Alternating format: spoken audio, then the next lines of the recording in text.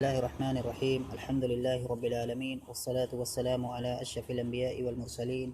نبينا محمد وعلى آله وصحبه أجمعين ومن تبعهم بإحسان إلى يوم الدين.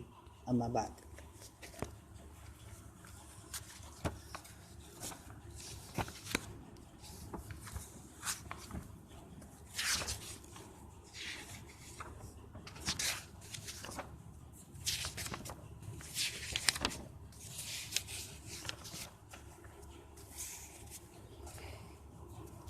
شروع کرتے ہیں آج کے درس کو وہاں سے جہاں پر ہم کل رکے تھے۔ کل جو باتیں ہم پڑھ رہے تھے سب سے آخر میں وہ یہ تھی کہ وَذَاكِرٌ لَكَ یعنی کہ ثم لَقَدْ تَرَكْتَنِي أَكْرَهُ مُجَاوَرَةَ شَطْرَبَةَ إِيَّايَ وَأَنَا مُرْسِلٌ إِلَيْهِ وَذَاكِرٌ لَهُ مَا وَقَعَ فِي نَفْسِي مِنْهُ۔ یہاں بات آئی تھی اور اس کے اندر یہ بات بتائی گئی ہے کہ شعر یہاں پر یہ کہہ رہا ہے، یا اسد جو ہے یا بادشاہ جو ہے یہ کہہ رہا ہے دمنہ کی باتوں کو سننے کے بعد کہ ٹھیک ہے، میں اس سے ملاقات کرنے والا ہوں اور اس سے پوچھنے والا ہوں کہ وہ یہ سب ایسا وہ کیوں کر رہا ہے۔ تو کہہ رہا ہے کہ وَأَنَا مُرْسِلٌ إِلَيْهِ اے وَأَنَا مُرْسِلٌ إِلَى شَطْرَبَةَ، اور میں شطربہ کے پاس بھیجنے والا ہوں۔ کس کو؟ کسی کو بھی۔ تو وَأَنَا مُرْسِلٌ إِلَيْهِ احدن، میں کسی ایک کو شطربہ کے پاس بھیجنے والا ہوں۔ وَذَاكِرٌ لَهُ مَا وَقَعَ فِي نَفْسِي مِنْهُ، اور ذکر کرنے والا ہوں اس سے اس چیز کو جو چیز میرے اندر واقع ہوئی ہے اس کی جانب سے۔ اچھا، یعنی اس کی طرف سے جو چیزیں میرے دل میں آ کے جاگزیں ہو گئی ہیں ان چیزوں کے بارے میں میں اس سے دریافت کرنے والا ہوں۔ یعنی اس نے میرے تئیں یا مجھے ہلاک کرنے کا جو پلان بنایا ہے، تو یہ باتیں جو میرے نفس میں یا میرے دل میں آ کر کے پہنچی ہیں، تو اس کی سچائی کیا ہے، اس کی حقیقت کیا ہے، یہ میں اسے پوچھنے والا ہوں۔ ثم آمرہ باللحاق حیث احب، اللحاق کے معنی ملنا، ملاقات کرنا، پھر میں اس کو حکم دینے والا ہوں۔ ثم آمرہ، پھر میں اس کو حکم دینے والا ہوں ملاقات کا، یعنی کہ مجھ سے ملاقات کرنے کا، حیث احب، اس جگہ جہاں پر میں چاہوں گا۔ تو جہاں پر میں چاہوں گا یا جہاں میری مرضی ہے اس جگہ میں اس سے ملاقات کرنے کا حکم دینے والا ہوں۔ فَكَرِهَ دِمْنَةُ ذَلِكَ، تو جب شیر نے یہ بات کہی، دمنہ کی باتوں کو سننے کے بعد شیر نے جب یہ بات کہی کہ ٹھیک ہے، تم نے جو باتیں کہیں وہ ٹھیک ہے، لیکن میں اس سے کنفرم کرنے جا رہا ہوں، میں اس سے تھوڑا تاکید کرنے جا رہا ہوں کہ کیا اس نے یہ ساری باتیں کہی ہیں اور اس نے ایسا کیوں کہا ہے، یہ سب اس نے کیوں کیا۔ تو یہ جب شیر نے کہا دمنہ سے، تو دمنہ یہاں پریشان ہو گیا کہ دیکھو یہ ساری باتیں تو میں من گھڑت بنا رہا ہوں، جھوٹی باتیں میں کہہ رہا ہوں شیر سے، اور اگر شیر شطربہ سے پوچھے گا، اسے دریافت کرے گا کہ تم نے ایسا کیوں کہا، تم نے ایسا کیوں کیا، تو پھر شطربہ کہہ دے گا کہ میں نے ایسا کچھ بھی نہیں کہا ہے، یہ جو باتیں آپ تک پہنچی ہیں یہ سب جھوٹی ہیں، من گھڑت باتیں ہیں۔ تو پھر یہاں پر دمنہ پھنس جائے گا اور دمنہ پھر بہت بڑی پریشانی میں واقع ہو جائے گا۔ تو اس وجہ سے دمنہ یہاں تھوڑا پریشان ہو رہا ہے۔ جب شیر نے کہا کہ ٹھیک ہے میں اسے تاکید کرنے والا ہوں، اسے کنفرم کرنے والا ہوں، تو یہاں پھر آگے کہہ رہے صاحب کتاب فَكَرِهَ دِمْنَةُ ذَلِكَ، تو دمنہ نے اس چیز کو ناپسند کیا، یعنی کہ شیر نے جو یہ بات کہی ہے ابھی، تو اس چیز کو دمنہ نے ناپسند کیا۔ وَعَلِمَ، اور اس نے جان لیا، أَنَّ الْأَسَدَ مَتَى كَلَّمَ الشَّطْرَبَةَ، یہ کہ شیر جب شطربہ سے بات چیت کرے گا، ان الاسد، وعلم ان الاسد متى كلم شطربة، یہ کہ شیر جب شطربہ سے بات کرے گا اس تعلق سے، وسمع منه جوابا، اور اس کی جانب سے وہ کوئی جواب پائے گا یا کوئی جواب سنے گا، عرف باطل ما اتى به، تو یہ شیر جان جائے گا اس چیز کے جھوٹ کو یا اس چیز کے جھوٹے ہونے کو جس چیز کو دمنہ لے کر کے آیا ہے۔ کیا چیز دمنہ لے کر کے آیا ہے؟ یہی من گھڑت باتیں، من گھڑت کہانیاں کی شطربہ پلاننگ کر رہا ہے، شیر کو مارنے کی کوشش کر رہا ہے، اس کو ختم کرنے کی کوشش کر رہا ہے۔ یہ جو من گھڑت کہانی ہے جو دمنہ نے بیان کی ہے شیر کے سامنے، تو اس کے جھوٹ ہونے کو یا اس کے جھوٹ کو شیر سمجھ جائے گا۔ کب؟ جب شیر شطربہ سے باتیں کرے گا اس بارے میں۔ وَاطَّلَعَ عَلَى غَدْرِهِ وَكِذْبِهِ، تو کہہ رہے ہیں کہ وعلمہ، اور دمنہ نے جان لیا یہ کہ شیر جب شطربہ سے بات کرے گا اس تعلق سے، وسمع منه جوابا، اور اس کی جانب سے جواب سنے گا، عرف باطل ما اتا به، تو وہ جان جائے گا اس چیز کے جھوٹ کو جس چیز کو وہ لے کر کے آیا ہے، اور واقف ہو جائے گا۔ اطلع یطلع کے معنی مطلع ہونا، باخبر ہونا، اور وہ واقف ہو جائے گا، باخبر ہو جائے گا علی غدرہ و کذبہ، اس کی غداری، اس کی دغا بازی پر اور اس کے جھوٹ پر، یعنی کس کے جھوٹ پر اور کس کے غداری پر، یعنی کہ دمنہ کے، تو دمنہ کی غداری اور دمنہ کے جھوٹ پر وہ مطلع ہو جائے گا، جو جھوٹ اور جو غداری ابھی تک شیر سے چھپی ہوئی ہے، دمنہ کی جو جھوٹ یا جو غداری ابھی شیر سے چھپی ہوئی ہے۔ ولم یخفى علیہ، ولم یخفى علیہ امرہ، اور ولم یخفى علیہ ای ولم یخفى علی الاسد، اور شیر کے اوپر اس کا معاملہ اب مخفی نہیں رہ جائے گا، یعنی کہ شیر کے اوپر اس دمنہ کا معاملہ مخفی نہیں رہ جائے گا، جو دمنہ ابھی تک پیچھے پیچھے یا چھپے چھپے اپنی یہ سارے کھیل کھیل رہا ہے۔ فقال للاسد، تو دمنہ نے پھر کہا شیر کو، لیکن شیر نے جو یہ ارادہ ظاہر کیا تھا کہ میں اسے پوچھنے والا ہوں دمنہ سے، شتربہ سے، کہ وہ ایسا کیوں کر رہا ہے، تو اب یہاں پر دمنہ پھر شیر کو بھٹکا رہا ہے، اس کی جو یہ سوچ ہے شیر کے اندر، جو بات دماغ میں آئی ہوئی ہے، اس بات سے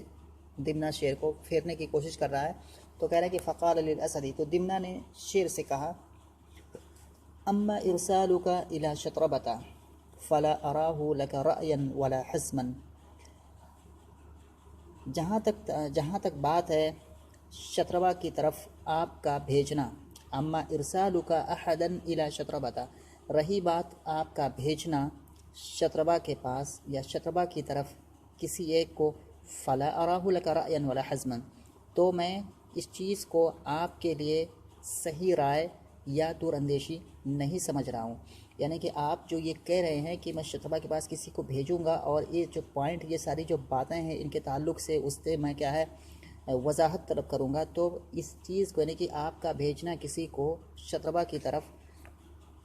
جو باتیں میں نے کہی ہیں ان باتوں کی جو ہے تاکید کے لیے یا ان کے جو ہے ان کے بارے میں مزید جانکاری کے لیے، تو یہ میں آپ کے لیے بہترین رائے نہیں سمجھتا ہوں، اور نہ ہی دور اندیشی اس کو سمجھتا ہوں۔ تو آپ کا جو بھیجنے کا جو ڈیسیجن ہے، آپ کا بھیجنے کا جو فیصلہ ہے، یہ اس کو میں بہترین رائے نہیں سمجھ رہا ہوں، اور نہ ہی میں اس کو دانش مندی سمجھ رہا ہوں۔ تو یہ کہے گا اما ارسالک الی شطربۃ، رہی بات آپ کا بھیجنا کسی کو شطربہ کی طرف، تو میں اس چیز کو، یعنی کہ آپ کی اس بھیجنے کو آپ کے لیے نہیں سمجھ رہا ہوں رأیا حسنا، اچھی رائے، ولا حزما، اور نہ ہی دور اندیشی، تو یہ نہ تو آپ کی بہتر رائے ہے، اور نہ ہی آپ کی دور اندیشی اس میں کیا ہے دکھ رہی ہے، یہ بیکار کی بات ہے، آپ کو اس سے باز آ جانا چاہیے۔ تو پھر کہہ رہا کہ فلینظر الملک فی ذلک، تو چاہیے کہ بادشاہ اس بارے میں غور و فکر کریں، اس بارے میں نظر ثانی کریں، اس بارے میں جو انہوں نے فیصلہ لیا ہے کسی کو بھیجنے کا شطربہ کی طرف، تو اس فیصلے پر وہ دوبارہ غور و فکر کریں، نظر ثانی کریں۔ تو فلینظر الملک فی ذلک، تو چاہیے کہ بادشاہ اس بارے میں غور و فکر کریں۔ فإن الشطربة متى شعر بهذا الأمر خفت أن يعاجل الملك بالمكابرة، کیونکہ شطربہ جب اس چیز کے بارے میں جانے گا، شعرہ کے معنی محسوس کرنا، کیونکہ شطربہ جب اس چیز کے بارے میں یا اس چیز کو محسوس کرے گا، تو اس کے بعد کیا ہوگا، خفت ان یعاجل الملک بالمکابرہ، تو مجھے ڈر ہے کہ عاجل یعاجل کا معنی ہوتا ہے جلدی کرنا، خفت ان یعاجل الملک بالمکابرہ تھی، تو مجھے ڈر ہے کہ وہ بادشاہ پر غلبہ پانے کی جلدی کرے گا۔ مکابرہ ای مغالبہ، یہاں پر غلبہ پانا، کسی کے اوپر جو ہے غلبہ پانا، یہ معنی مراد ہے، بالمکابرۃ ای بالمقابلہ، تو ان یعاجل الملک بالمکابرہ، یہ کہ وہ بادشاہ کے اوپر غلبہ پانے کی جلد بازی کرے گا، یعنی کہ ابھی تو شطربہ بالکل بے خوف ہے، بالکل کیا ہے بے پرواہ ہے، اس کو کچھ بھی نہیں پتہ کہ آپ جو ہے اس کو سزا دینے جا رہے ہیں، اس کی کرتوت کی، اس کے جو ہے گناہ کی یا اس کے غلط کام کی آپ سزا دینے جا رہے ہیں۔ دمنہ کو یا شطربہ کو ابھی کچھ بھی اس کے بارے میں نہیں پتہ ہے، لیکن جب آپ اس بارے میں اسے پوچھیں گے کہ تم نے ایسا کیوں کیا، ایسا کیوں کیا، تو وہ سمجھ جائے گا کہ جو باتیں میں نے کہی ہیں، جو پلاننگ میں شیر کے ساتھ کر رہا تھا، اب شیر بھی اس سے باخبر ہو گیا ہے، تو پھر وہ شطربہ کیا کرے گا، شطربہ آپ کے اوپر جلدی سے حملہ کرنے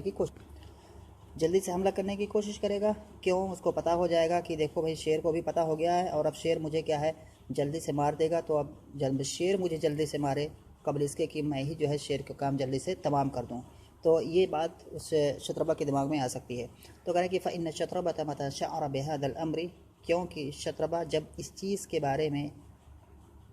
جانے گا، خفت تو مجھے ڈر ہے یہ کہ وہ بادشاہ پر غلبہ پانے کی جلد بازی کرے گا،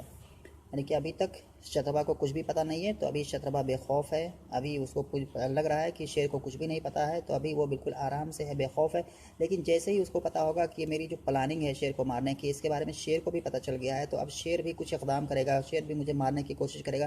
تو اس وجہ سے کیا ہے وہ آپ کو جلدی سے مارنے کی یا آپ پر غلبہ پانے کی بہت جلد کوشش کرے گا، اور آپ کو پوشیدہ طور پر آپ کو جو ہے ختم کرنے کی کوشش کرے، کیونکہ اس کو پتہ ہے کہ شیر بھی جو ہے یہ چیزیں جانتا ہے، تو یہ بڑی گھاتک چیز ہو سکتی ہے، اسی لیے آپ کو چاہیے کہ آپ شتربہ کو اس بارے میں کچھ بھی نہ بتائیں، بغیر شتربہ کو بتائے ہوئے آپ اس پر کیا ہے حملہ کر دیں۔ تو کہہ رہے کہ فَإِنَّ الشَّطْرَبَةَ مَتَى شَعَرَ بِهَذَا الْحَدِيثِ، کیونکہ شتربہ جب اس چیز کے بارے میں جانے گا تو مجھے ڈر ہے کہ وہ بادشاہ پر غلبہ پانے کی کوشش کرے گا۔ وَهُوَ إِنْ قَاتَلَكَ قَاتَلَكَ مُسْتَعِدًا، اور وہ اگر آپ سے لڑے گا تو وہ پوری تیاری کے ساتھ لڑے گا۔ استعد یستعد کے معنی ہوتا ہے تیار ہونا یا تیاری کرنا۔ وَهُوَ إِنْ قَاتَلَكَ، اور وہ اگر آپ سے لڑے گا قَاتَلَكَ مُسْتَعِدًا، تو وہ تیار ہو کر کے لڑے گا۔ وَإِنْ فَارَقَكَ فِرَاقًا يَلِيكَ مِنْهُ النَّقْصُ، اور اگر وہ آپ سے جدائی اختیار کرے گا، فارقہ کا تو ایسی جدائی اختیار کرے گا جس جدائی سے آپ کو کوئی نقص یا عیب یا کمی لاحق ہو، تو یہ ساری چیزیں جو ہے شتربہ کرے گا۔ وَيَلْزَمُكَ مِنْهُ الْعَارُ، اور اس سے آپ کو رسوائی نصیب ہو یا اس سے آپ کو رسوائی پہنچے۔ لازم الزم کا معنی ہوتا ہے لازم ہونا، اور اس سے آپ کو رسوائی پہنچے یا آپ کو رسوائی لازم ہو۔ تو یہاں پر جو بات بتائی کس نے؟ دمنہ نے شیر کو بات سمجھانے کی کوشش کی کہ آپ شتربہ سے بالکل بات نہ کریں، کیونکہ اگر آپ شتربہ سے بات کر لیے ایسے موقع پر تو شتربہ سمجھ جائے گا کہ شیر کو بھی ساری چیزیں معلوم ہو چکی ہیں، اور وہ جلدی سے آپ پر غلبہ پانے کی کوشش کرے گا، جلدی سے آپ کو ختم کرنے کی کوشش کرے گا، اور وہ اگر آپ سے لڑے گا بھی تو آپ پوری تیاری کے ساتھ لڑے گا، کیونکہ اس کو پتہ ہے کہ شیر بھی کیا ہے تیاری کر رہا ہے، شیر کو بھی باتیں معلوم ہو چکی ہیں، اور اگر وہ آپ سے جدا ہوگا تو آپ سے اس طرح سے جدائی کرے گا، یعنی کہ لڑائی کے بعد آپ دونوں کے درمیان کیا ہے دوری ہو جائے گی، دونوں طرف کیا ایک دوسرے سے دشمن ہو جائیں گے، تو ایسے اس طرح سے آپ سے کیا ہے وہ جدائی اختیار کرے گا کہ اس سے آپ کو جو ہے کمی آئے، اور اس سے آپ کو کیا ہے آر لازم ہو، کیونکہ وہ پوری تیاری کے ساتھ ہوگا، تمام تیاریوں کے ساتھ ہوگا، آپ سے جو ہے آپ کی زبان میں وہ باتیں کرے گا، آپ سے جو ہے گالی دے گا، آپ کو کچھ بھی کرے گا، آپ کے منہ پر کہہ کے جائے گا، کیونکہ بھرپور تیاری کر کے آیا ہوگا۔ تو اس سے کیا ہے یہ ساری چیزیں کب ہوں گی؟ اس وقت ہوں گی جب کہ آپ اس سے بات کر لیں گے اور اس کو کیا ہے آپ باخبر کر دیں گے۔ اچھا، اس کے بعد پھر آگے کہہ رہا ہے کہ مع ان ذوی الرأی من الملوک لا يعلنون عقوبۃ من لم يعلن ذنبه، مع ان ذوی الرأی، باوجود ہے کہ مع ان ذوی الرأی من الملوک لا يعلنون عقوبۃ من لم يعلن ذنبه، مع ان ساتھ ساتھ میں یہ بھی بات ہے، ساتھ ساتھ یہ بھی ہے کہ رائے والے جو صاحب رائے ہیں، جو عقل و دانش والے لوگ ہیں، تو بادشاہوں میں سے صاحب رائے لوگ یا عقل و دانش والے نہیں اعلان کرتے ہیں عقوبۃ من لم يعلن ذنبه، اس آدمی کی سزا کو جس نے کیا ہے اپنے گناہ کا اعلان نہیں کیا، یعنی کہ جس نے کھلم کھلا کوئی گناہ نہیں کیا، کھلم کھلا کوئی غلطی نہیں کی، تو جس شخص نے کھلم کھلا کوئی غلطی نہیں کی اس کے گناہ کو یا اس کی سزا کو ظاہر نہیں کرتے ہیں۔ کون؟ یہ جو بادشاہوں میں سے جو صاحب رائے ہوتے ہیں، جو عقل و دانش والے ہوتے ہیں، تو یہ لوگ تو مع ان ذوی الرأی من الملوک لا يعلنون عقوبۃ من لم يعلن ذنبه، ساتھ ساتھ یہ بھی کہ بادشاہوں میں سے صاحب رائے لوگ اس آدمی کے سزا کو ظاہر نہیں کرتے ہیں جس آدمی نے اپنے گناہ کو ظاہر نہ کیا ہو، کہ یعنی کہ جو بادشاہ جو صحیح بادشاہ ہوتے ہیں، جو عقل مند بادشاہ ہوتے ہیں، وہ جب کسی کو سزا دینے ہوتے ہیں کہ ایسے آدمی کو سزا دینا ہوتا ہے جس آدمی نے ظاہری طور پر گناہ نہیں کیا ہے، تو اس کی سزا کو بھی ظاہر نہیں کرتے ہیں، چپے سے اس کو سزا دیتے ہیں، اس طرح سے کہ اس گنہگار کو پتہ بھی نہیں چلتا ہے۔ اس کے بعد ہے وَلَكِنْ لِكُلِّ ذَنْبٍ عندهم عقوبہ، لیکن ان کے پاس ہر گناہ کی ایک سزا ہوتی ہے، ولیکن لیکن لکل ذنب عندهم، ان کے یہاں ہر گناہ کے لیے ایک سزا ہوتی ہے، فلذنب العلانیۃ عقوبۃ العلانیہ، العلانیہ مانے یہ سر کا الٹا ہے، سر مانے راز، العلانیہ مانے جو کہ مطلب کہ راز کا الٹا ہے یعنی کہ کھلم کھلا، تو فلذنب العلانیہ تو ظاہری گناہ، ذنب العلانیہ کا بناتا ہے ظاہری گناہ، ظاہر والے گناہ یعنی کہ ظاہری گناہ، تو ظاہری گناہ کے لیے ان کے یہاں ظاہری سزا ہوتی ہے، ولذنب السر عقوبۃ السر، اور پوشیدہ گناہ کے لیے یا چھپے ہوئے گناہ کے لیے ان کے پاس چھپی ہوئی سزا ہوتی ہے۔ تو یہ جو ہے بادشاہ لوگ ہیں، یعنی کہ جو بادشاہ لوگ ہیں، ذہین بادشاہ ہوتے ہیں، ہوشیار ذکی بادشاہ ہوتے ہیں، تو ان کے یہاں ایسا ہوتا ہے کہ وہ لوگ جس کو سزا دینی ہوتی ہے، اگر اس نے اپنے گناہ کو مخفی طور پر انجام دیا ہے تو اس کے سزا کو بھی مخفی رکھتے ہیں، لیکن یہ بات کنفرم ہے کہ ان کے یہاں ہر ایک کے تئیں کیا ہے، ہر ایک کے گناہ کا سزا ان کے یہاں موجود ہوتا ہے، صرف مخفی رکھتے ہیں بس، لیکن سزا جہاں تک دینے کی بات ہے تو ہر ایک کو سزا دیتے ہیں، چاہے کوئی مخفی کرے یا کیا ہے ظاہری طور پر کرے،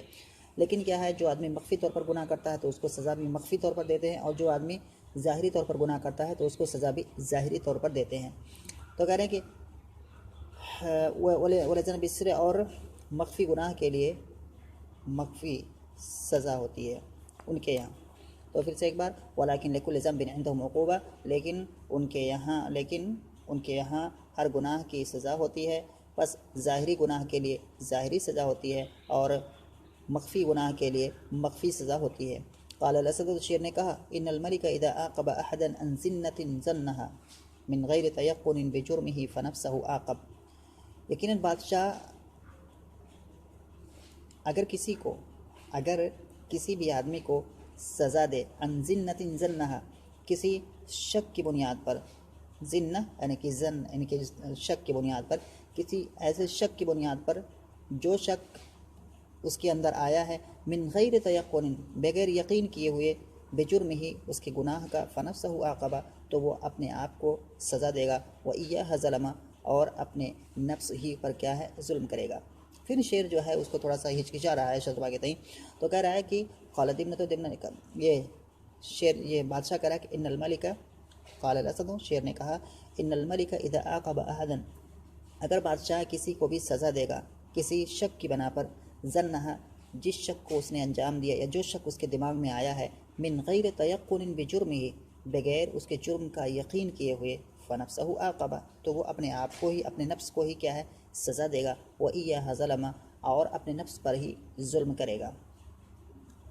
یہاں تک بات یہ ہو گئی، اور جو چیزیں انشاءاللہ اس کو بہتر سمجھیں گے۔